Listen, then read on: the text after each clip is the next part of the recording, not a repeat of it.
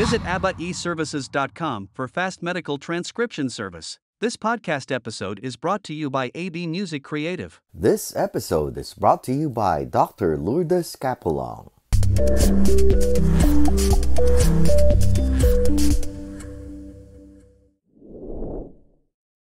Tulad nga ng sabi ko kanina, lahat ng artist may kanya-kanyang packaging. Lahat tayo ay, kayo, sina Paco, yung lahat ng mga bandang nabanggit ko kanina, do you have a way of how to show your given talents but in a different genre? Iba-iba yung boses, yung boses ng Intro Boys. Nung high school kami, sinasabi nila, Pilipinos lang daw si Jonathan. That's how he sings. And that's good in a nice way. Ikaw yung boses mo, husky na smooth. Tapos yung sina Wency Cornejo, di ba? Yung cool na boses ng smooth na boses ng Alamid. So kanya-kanya tayo. Siguro naman si Jet Pangan, yung in my opinion, the way I listen and the way I look at it, yung boses niya parang napaka-emphatic, matalim, matapang, malinaw yung articulation niya malinaw, naiintindihan natin yung kanta niya, and at the same time, effortless kapag bumibirit siya. Yeah. Especially yung Salamat. Yeah. So, tapos, isa pa, yung parang pagka narinig mo lang yung yung melody, yung mismong musika niya, naisip ko na parang even after the whole 12 hours, kasi noon nag-LVN nag-LVN ako noon, tapos I challenged the exam again to be an RN. Wow. So marami akong mga nursing homes na pinupuntahan, maraming mga overtime. Kasi ganoon lang naman ang buhay sa ibang bansa o sa Winnipeg nung wala pa akong pamilya. You eat, you sleep, you work, you repeat. Diba? Ganun lang. May mga times na may mga Pasko na nasa bahay ka lang dahil pagod na pagod ka. But again, I take it as a challenge. It was they're all blessings na kung bakit ako nakarating ngayon. So going back to the Don, yung the way he carries himself in front of the audience, the way he sings, isa yun sa naging inspirasyon ko kung bakit naging paborito ko rin siya. Ikalawa, yung tugtog niya nga after the whole 12 hours of work, parang may energy drink ba? Parang sige, kaya ko pa ng parang kung nagwo-workout ka, you can still run for a mile or two. Third, na I noticed na if not all, most of his songs, it always says something about it's either friendship, camaraderie, sense of belongingness.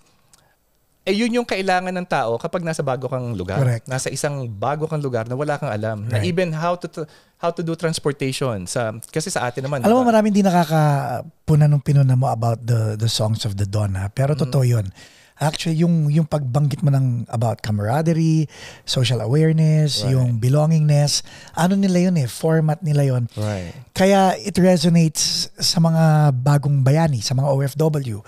Kaya siya nagre-resonate na ganun So parang may time ka mag-senti pag nakikinig ka sa kanila ngayon. So oo nga pala galing ako doon. Tapos there was a time na, totoo din to, nung tumatawag ako sa misis ko na ngayon, umiiyak ko sa telepono, first day, second day ko nung sa winter. Sabi ko, babalik na lang ako. Dahil I'm gonna breach the contract. I'm just gonna forget everything. I'm going back to the Philippines. Gusto mo na sumuko Right, 2 days yun Tapos pagkatapos kong kausapin yung nobya ko, ngayon asawa ko na, tinawagan ko yung nanay ko. So, she only gave me one phrase. Sabi niya, Totoy. Kasi they know me as Totoy, not Chris.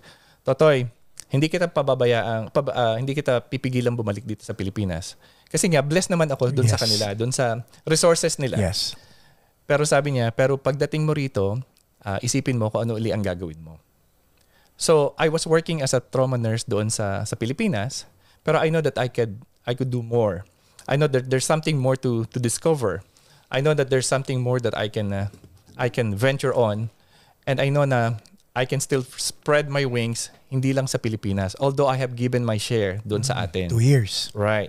So, isa pa doon sa going back again sa The Don, liban doon sa kaya nga naging masyadong sikat sa atin yung Salamat. Yung mga kanta nila kung minsan, especially how they started the song yung Iisang Bangka, parang masyadong matalinghaga. Yeah. Parang these are the words that you don't hear it every day on public. Parang nung di ba yung I'm sure you know yung kay Dilim at kay Ginaw sa kalawakan ng dagat. Tapos may mga ganun silang mga tirada na mapapaisip ka, parang na-stimulate yung yung subconscious mo, ano nga ba lang ibig sabihin noon? Tapos ganyan. Grabe, no? Oo, so Hindi mo alam kung ano nasa future, pero andun lahat, di ba? right. And yet at the end of the song, makikita mo, yun nga pala, they're trying to say, hey, we got your back. Yes, isang bangka tayo. Iisang bangka tayo. Right. So, yun yung mga times na kailangan mo kasi kasi yun yung totoo yung homesick eh. Na talagang kailangan mo may makakapitan ng konti, may makikinig, kailangan ng... Iba yung iba yung na-appreciate mo sila. Iba yung naging inspirasyon mo sila or kasama mo sila virtually. Aha. But to actually do this, to really commit Right. to bringing them to LA, to Los Angeles, Aha. which is a major city. This is your first venture. Why?